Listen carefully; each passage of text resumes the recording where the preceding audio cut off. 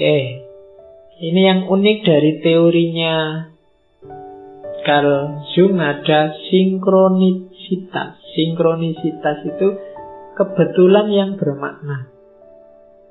Hidup kita itu banyak diwarnai oleh yang menurut kita kebetulan. Tapi sebenarnya enggak. Itu tadi yang saya bilang, Jung itu agak masuk ke ranah spiritual. Jadi misalnya kamu pas lagi bokek-bokeknya, tiba-tiba ada temanmu, aku baru dapat rezeki nih, tak bagi sedekah. Itu kan kayak kebetulan. Tapi sebenarnya enggak. Itu fenomena yang disebut sinkronisitas. Jadi sebenarnya ada sekuennya, cuma kita enggak paham. Kenapa kok itu terjadi? Enak-enak jalan-jalan di mall, ketemu mantan misalnya. Itu kan kayak kebetulan. Tapi sebenarnya kalau katanya Jung, itu namanya sinkronisitas. Jadi dua pengalaman yang seolah-olah kebetulan, tapi sebenarnya bermakna. Kadang-kadang disebut kedipan mata dari alam semesta.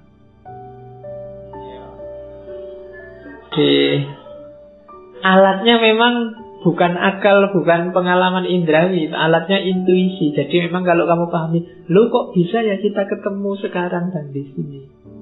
Bisa saja, kenapa tidak? Jadi katanya Jung, sinkronisitas adalah realitas yang bisa kamu pahami, hanya bisa dipahami orang yang mau memahami, punya mata untuk melihatnya. Itu namanya sinkronisitas. Jadi tidak ada yang kebetulan. Kamu baru saja ngomong orangnya, tiba-tiba orangnya datang. Itu kan, wow, umurnya panjang ini. Nah, ya kalau di psikologinya Jung itu namanya sinkronisitas. Ada mekanismenya sendiri, dia bisa jadi semacam ini. Oke, katanya Jung, itu tadi teori-teori yang sekarang kita ambil hikmah-hikmah dari Jung. Katanya Jung, thinking is difficult. That's why most people judge. Mikir itu susah, makanya banyak orang males mikir, senengannya menghakimi, sukanya menilai, tidak suka menganalisis. Nanti psikologinya Jung kan dikenal sebagai psikologi analitik. Cuma memang berpikir itu susah. Makanya katanya Jung, thinking is difficult. That's why most people judge. Karena mikir itu susah, banyak orang bisanya menghakimi. Ini kita ingat-ingat ya. Kok tiba-tiba kita suka menghakimi orang lain, menilai orang lain? Jangan-jangan kita sudah mulai malas mikir. Terus, your vision will become clear only when you can look into your own head. Visimu akan terang, akan jelas kalau kamu melihat ke dalam. Who looks outside dream, who look inside awake. Orang yang selalu melihat keluar hanya menghasilkan mimpi-mimpi. Tapi orang yang melihat ke dalam, dia akan bangun, terbangkitkan. Kenapa? Dia sadar tentang diri. Makanya kalau kalian selalu nyari parameter keluar, nyari sandaran keluar, melihat keluar, membaca keluar, biasanya hasilnya mimpi-mimpi. Kamu ingin ini, ingin itu, punya target ini, punya target itu. Mimpi itu kan tidak sadar. Tapi kalau kamu masuk ke dalam, yang terjadi kebalikannya, kamu akan bangun. Kamu akan ngerti siapa kamu, apa tugasmu, apa yang harus kamu lakukan dan apa yang jangan kamu lakukan. Maka who look outside dream, who look inside awake. Siapa yang melihat keluar akan bermimpi, dan siapa yang melihat ke dalam akan terbangun. Kalau ini nasihat untuk orang-orang pintar, orang-orang berbakat, orang-orang istimewa. Dan kalian semua adalah orang istimewa. Tidak ada orang yang tidak istimewa. If you are a gifted person, it doesn't mean that you gain something. It means you have something to give back. Kalau engkau orang yang berbakat, dikaruniai Allah untuk jadi orang yang punya banyak potensi besar, itu maksudnya bukan kamu memperoleh sesuatu, tapi maksudnya adalah kamu harus memberikan sesuatu. Jadi kalau kamu punya kelebihan apapun, keistimewaan apapun, itu membacanya jangan hanya bahwa itu anugerah, tapi itu juga tanggung jawab. Kamu harus memberikan sesuatu. Tidak hanya bahwa kamu adalah orang yang istimewa, tapi kamu adalah orang yang punya tanggung jawab dibandingkan orang lain yang tidak mendapat anugerah seistimewa dirimu. Jadi itu maunya Ju. I am not what happened to me, I am what I choose to become. Jadi kamu ingin jadi apa, pilihlah. Target mulai sekarang, bentuk mulai sekarang. Jadi tidak usah galau dengan yang terjadi hari ini. Pak, kalau saya kayak sekarang hidupnya kayak gini, apa bisa saya nanti jadi orang besar? Bisa.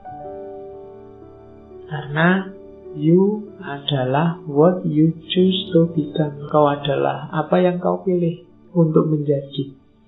Kamu ingin jadi apa? Bisa. Ingin ngerti filsafat, saya ingin mendalam sekali filsafat, bisa. Tapi saya baca satu buku aja sudah puyeng, Pak. Lihat baca banyak buku aja. Iya, salahmu sendiri baca satu buku. Mending baca banyak buku, sama-sama puyengnya, tapi kan bacaanmu banyak. Kamu pasti bisa. Apa sih yang gak bisa? Wong potensimu sama dengan yang diberikan pada orang-orang besar, filosof-filosof besar, ulama-ulama besar. Kamu punya waktu yang sama dengan mereka 24 jam. Kamu punya kapasitas yang sama dengan mereka, punya akal yang sama, punya panca indera yang sama, punya rasa dan intuisi yang sama. Cuma mungkin mengelolanya saja yang berbeda. Maka kelolalah secara baik, pilihlah jadi orang baik. Nah, kalau ingin jadi orang baik, ada jalan mudah, antara lain apa? Teman. We may think that we fully control ourselves.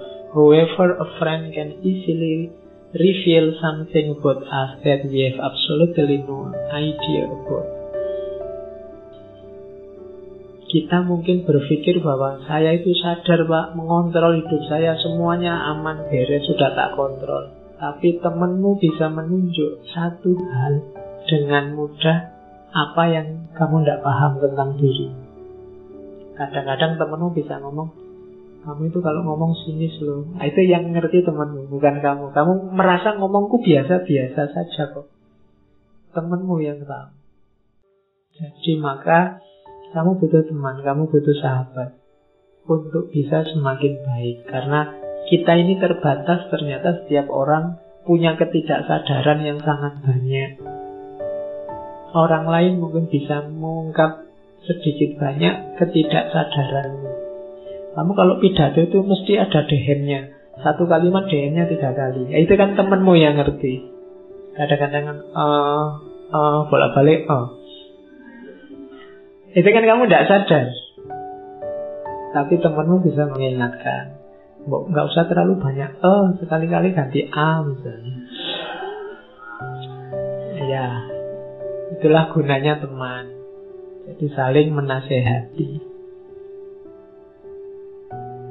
Ini yang menurut saya spiritual. We have forgotten the age of fact that God speaks chiefly through dream and vision. Kita sekarang tidak akrab lagi sama Tuhan. Kenapa? Kita banyak lupa bahwa di masa lalu Tuhan itu biasanya berkomunikasi dengan kita lewat mimpi dan vision. Vision itu pandangan-pandangan, pencerahan-pencerahan. Kenapa kita tidak menguasai lagi wilayah dreams, wilayah vision, penglihatan, tercerahkan? Kita lupa caranya. Itu yang membuat kita tidak komunikasi lagi sama Tuhan. Tuhan jadi jauh. Kita tidak nyambung lagi sama dia. Kita tidak bisa ngobrol lagi. Kenapa kok Tuhan tidak ngomong ke kita? Karena kita juga tidak nyapa dia. Atau jangan-jangan Tuhan setiap hari ngomong, tiap hari menyapa kita, cuma kita tidak bisa membaca, nggak bisa menangkap. Nah, kita lupa nenek moyang kita dulu, para nabi zaman dulu, para ulama, para aulia itu bisa langsung berkomunikasi. Kalau bahasanya Jung, through dreams and vision, melalui mimpi-mimpi, melalui visi-visi. Visi itu lewat intuisi yang saya bilang tadi. Tiba-tiba ada pandangan, oh iya ini mungkin yang baik itu visi. Sumbernya pasti dari Allah. Maka ayo menghidupkan lagi wilayah-wilayah kedalaman sehingga kita bisa menyapa bersama dengan Tuhan. The word happy would lose its meaning if it were not balanced by sadness. Kata-kata bahagia itu tidak akan bermakna kalau tidak diimbangi oleh kesedihan. Kebahagiaan itu jadi bermakna kalau ada kesedihan. Kalau hidupmu 100% bahagia, bahagia itu tidak ada nilainya. Mungkin tidak jadi bahagia. Kalau bahagia terus, itu ya bahagia itu berarti kan terus biasa. Tidak lagi jadi bahagia. Yang membuat bahagia itu rasanya nikmat luar biasa apa? Ada kesedihan, ada kegagalan. Kalau mahasiswa itu mulai semester 1 sampai lulus nilainya A terus, nilai A itu kurang menggembirakan. Oh iya, dia sudah, kalau dikasih tahu Mbak sampean dapat A loh. A biasa aja Pak. Nggak kaget kan, bisa begitu. Kenapa? Karena sejak awal dia dapat A terus. Tapi A itu akan sangat membahagiakan kalau kemarin dapat E terus. Makanya imbangannya sadness. Jadi maksudnya apa? Kamu jangan mengeluh kalau pas dapat jatah sadness. Jadi jangan marah, jangan mengeluh. Ini nanti imbangannya ada kebahagiaan pasti. Sebaliknya juga kalau sedih terus Pak, loh nanti kesedihan itu jadi biasa. Wong yang tidak ada bahagia kan biasa aja. Kamu tidak sedih tiap hari ditinggal pacar, biasa aja, sudah sering. Tidak apa-apa. Wong yang sering kan jadi tidak sedih. Kesedihan juga ada maknanya kalau ada imbangannya kebahagiaan. Maka menghadapi bahagia atau sedih tidak harus sampai segitunya. Biasa saja. Dia bermakna justru karena saling mengimbangi. Itulah logikanya orang hidup. Ini buat yang baru putus. Katanya Jung, don't hold on to someone who is leaving, otherwise you won't meet the one who is coming. Ya, jadi jangan kamu pegangi terus orang yang sudah pergi, karena kalau tidak kamu tidak akan ketemu orang yang baru datang. Ya, jadi move on lah. Kalau terbayang-bayang yang lama terus, jangan-jangan ada yang lebih baik datang, kamu tidak perhatian, nanti hilang eman-eman. Jadi akan ada yang datang yang baru. Cuma syaratnya kamu tidak terlalu kuat memegangi yang lama. lama. Wong yang lama sudah pergi, kamu pegangi juga dia pergi. Carilah yang datang. Ini nasihat untuk yang baru putus. Terakhir, you are what you do, not what you say you will do. Jadi engkau adalah apa yang kamu lakukan, bukan kata-katamu tentang apa yang akan kamu lakukan. Jadi apa yang kamu lakukan yang lebih penting, bukan kata-katamu. Saya akan belajar, Pak. Saya akan taklukkan semuanya, Pak. Saya akan tidak ada gunanya. Sudah, belajar aja. Itulah nanti yang membentuk dirimu, bukan kata-katamu. Jadi kuncinya ada di what you do, bukan what you say you will do. Bukan kata-katamu tadi, tindakanmu. Oke, saya kira itu. Carl Gustav Jung. Sebenarnya masih sangat banyak teori dari beliau ini. Ini pancingan-pancingan saja. Monggo yang mau memperdalam atau kapan-kapan kita perdalam lagi. Termasuk saya tadi janji kapan-kapan kita ngomong pandangannya tentang agama. Pandangannya tentang agama lebih positif daripada gurunya Freud. Kalau Freud kan agak negatif memandang agama, kalau Jung lebih positif. Makanya Jung ini masuk dalam kajian-kajian psikologi agama. Cuma kapan-kapan